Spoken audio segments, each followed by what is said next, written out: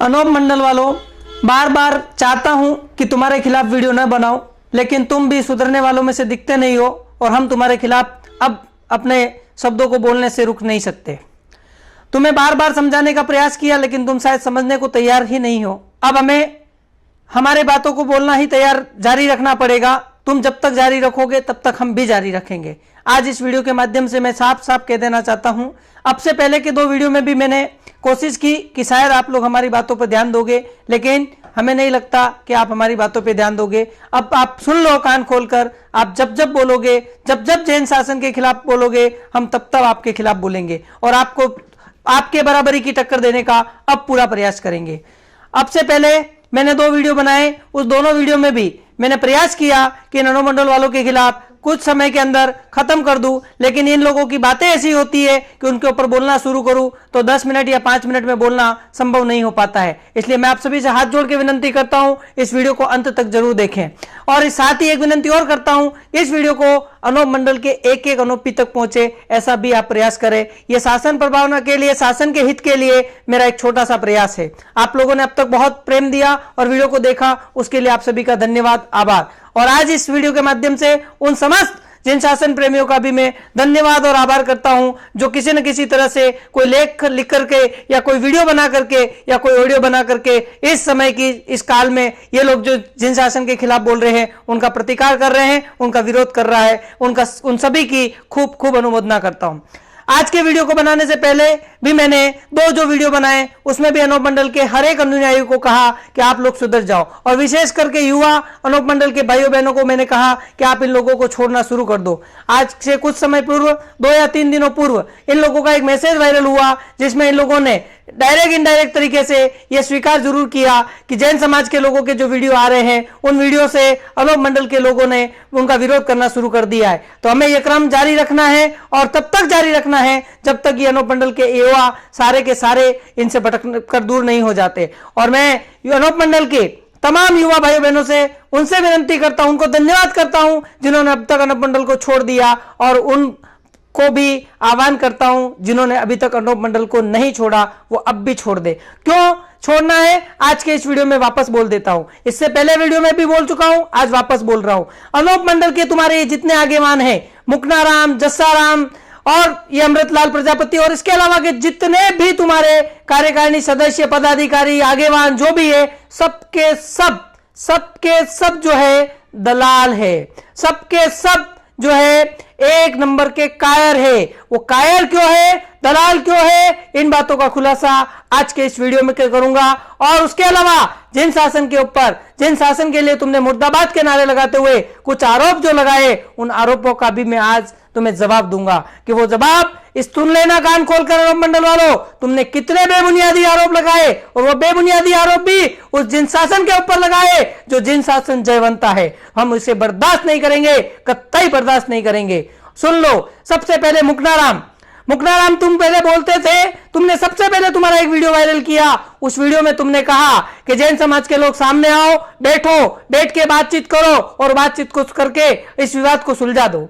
जब जैन समाज के लोगों ने तुम्हारी इस बात को ध्यान ख्याल में लिया और उसके बाद जब 1000 युवाओं के साथ सिरोही पहुंचने का बात वायरल किया, तो तुम लोगों को लगा कि ये जैन समाज के लोग वास्तव में सिरोही पहुंच जाएंगे। तो मुकराराम, तुमने तुरंत एक वीडियो वायरल किया, और वीडियो वायरल करने के बाद तुमने कहा कि भाई सिरोही में तो हमारे जवाब देने वाले अनोप मंडल के कोई है नहीं, तुम जैन समाज वाले साहूकार हो तो तुम बालोत्रा हो। तुम्हारी इस बालोत्रा की चुनौती को भी हालांकि स्वीकार करने जैसा नहीं था। तुम अनपढ़ों को, तुम गंवारों को, तुम मूर्खों को समझाना मतलब बेस के आगे बिन बजाने जैसा है, लेकिन फिर भी तुम्हारी उस चुनौती को स्वीकार किया, और मुनि लोकेश चंद्र मुनि ने स्वीकार करते हुए तुम्हें तारीख दे दी 28 जून 2021 को हम बालोत्रा आ रहे हैं, तुम तैयार रहना।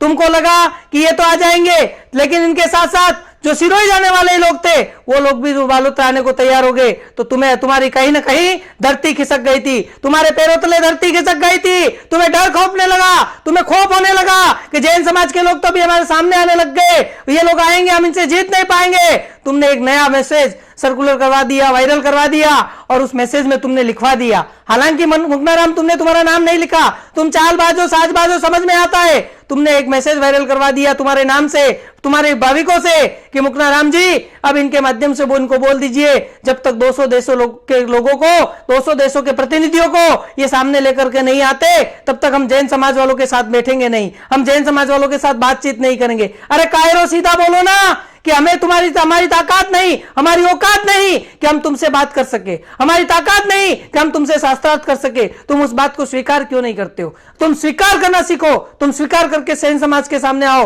तुम जैन समाज के सामने अपनी वास्तविकता को बताओ कि हम तुम्हारा सामना नहीं कर सकते। लेकिन तुम कायर हो, तुम ये कहोगे नहीं। तुम्हें नाच न जाने आंगन टेढ़ा वाली कहावत तुम्हारे पर चरितार्थ होती है। मुक्नाराम अगर तुम्हारे में ताकत है तो तुम्हारे में अगर वास्तविकता है तो तुम ही नहीं, तुम्हारे साथ तुम्हारे जितने भी अनूप मंडल के पदाधिकारी है, जितने भी आगेवान है, उन सबको लेकर 28 जून की जो तारीख तुम्हें लोकेश मुनि ने दी है उस दिन उपस्थित रहना, तब जानेंगे कि तुम वास्तव में सच्चे अनोपीय हो। बाकी तुम कायर नंबर 1 हो और तुम कायर हो, तुम जैन शासन के शेरों का सामना नहीं कर सकते। तुम तुम्हारी कायरता को सिद्ध करने वाले हो और तुम्हारी कायरता सिद्ध करते हो या तुम शेर हो तो दिखाना या जिन शासन के शेरों का सामना करके दिखाना।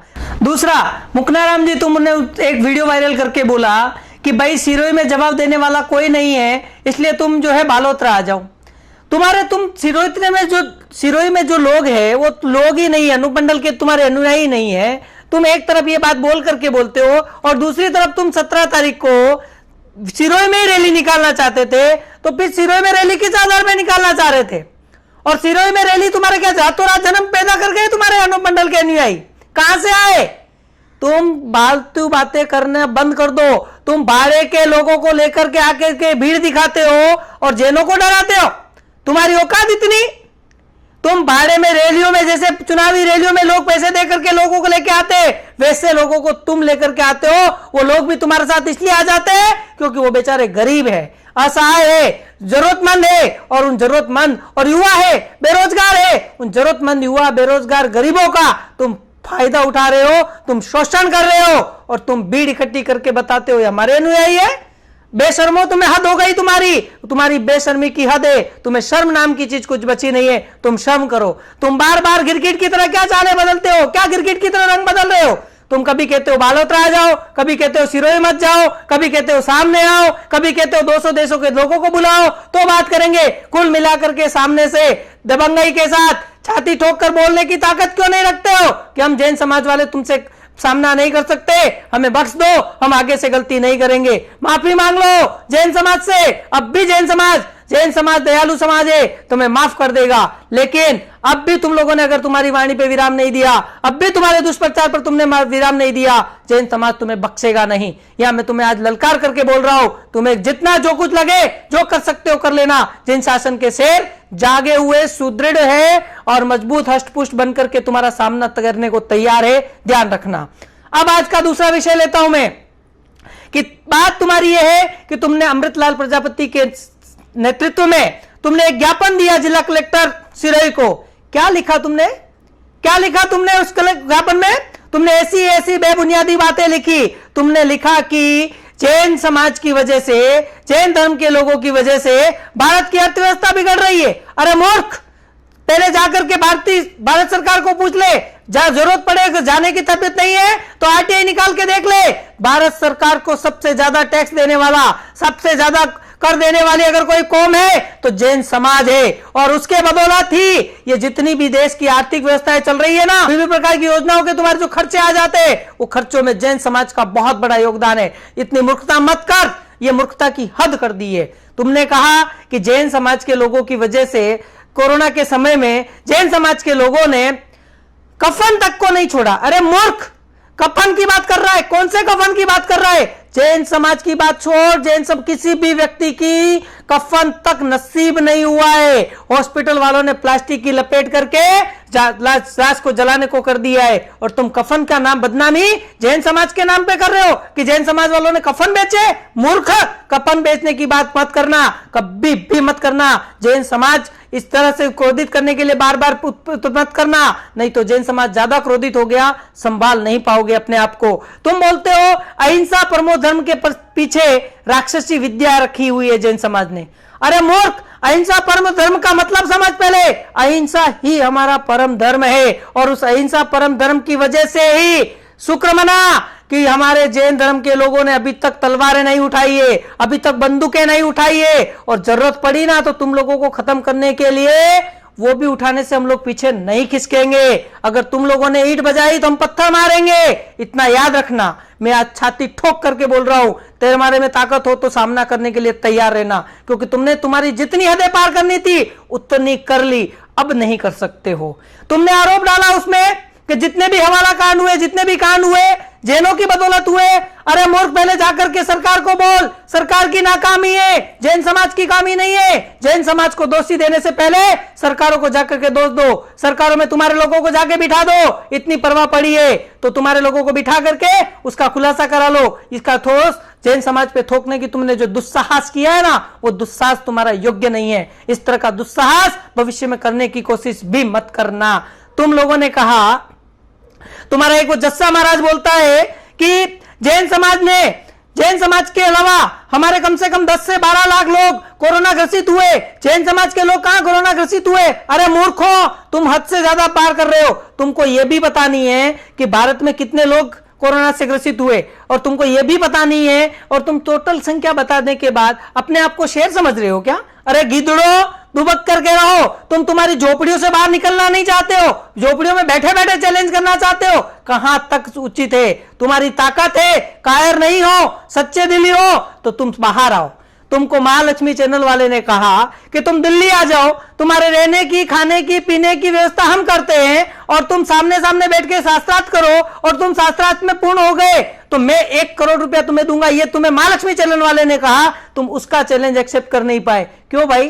तुम्हारी ताकत नहीं है, तुम ताकत नहीं है, और बिना ताकत, बिना हाथ पैर की बातें करते हो। बिना हाथ पैर की बातें करके तुम्हें क्या मिलने वाला है? कुछ नहीं मिलने वाला है। जिन शासन के जेर जाग चुके हैं, जिन शासन के शेर तीव्र गति से आगे बढ़ रहे हैं, जिन शासन के शेर तुम्हें छोड़ने वाले नहीं है। तुम जो एक उद्घोष करते हो ना, धर्म की जीत हो, पाप का नाश हो, आज मेरी बात सुन लो। अनोपियो जितने भी हो, कान खोल के सुन लो। धर्म की जीत हो, तुम जो बोलते हो ना, तुम्हारा ये उद्घोष तुम्हारा है, लेकिन सत्य हम करेंगे। हमारे जिन शासन धर्म की, जैन धर्म की जीत होगी, तुम पापियों का नाश होगा। तुम पापी हो, महापापी हो, और तुम पापियों के महानाश का दिन आ गया है। तुम गद्दार हो, तुम कायर हो, तुम देशद्रोही हो, तुम सभ्यता संस्कृति के रक्षक नहीं भक्षक हो। तुम धर्म मातृभूमि की रक्षा की बात करते हो, तुम्हें रक्षक बोलने का, तुम्हें रक्षक शब्द तुम्हारे लिए वापरने का कोई हक नहीं है, कोई हक नहीं है। तुम सभ्यता संस्कृति के रक्षक नहीं, भक्षक हो, भक्षक हो, भक्षक हो। याद रखना मेरे इन शब्दों को। और आज आपको तुमको वापस वादा करता हूं कि आगे भी जब तुम बोलोगे मैं ऐसे वीडियो बनाता रहूंगा, तुम्हारे एक एक विषय का जवाब दूंगा। इतना कान खोल के सुन लेना। इसी बात के साथ अपनी वाणी का विराम देता हूं। जय जिनेंद्र, जय महावीर।